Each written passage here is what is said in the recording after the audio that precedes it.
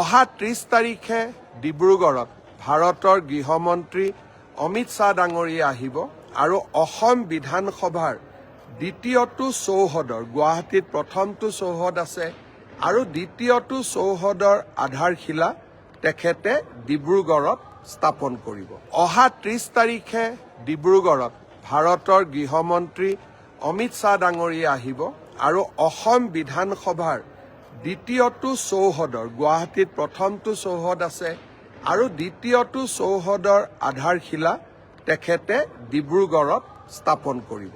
অহা 30 তাৰিখে ডিব্ৰুগড়ত ভাৰতৰ গৃহমন্ত্ৰী অমিত শ্বাহ ডাঙৰীয়া আহিব আৰু অসম বিধানসভাৰ দ্বিতীয়টো চৌহদৰ গুৱাহাটীত প্ৰথমটো চৌহদ আছে আৰু দ্বিতীয়টো চৌহদৰ আধাৰশিলা তেখেতে ডিব্ৰুগড়ত স্থাপন কৰিব।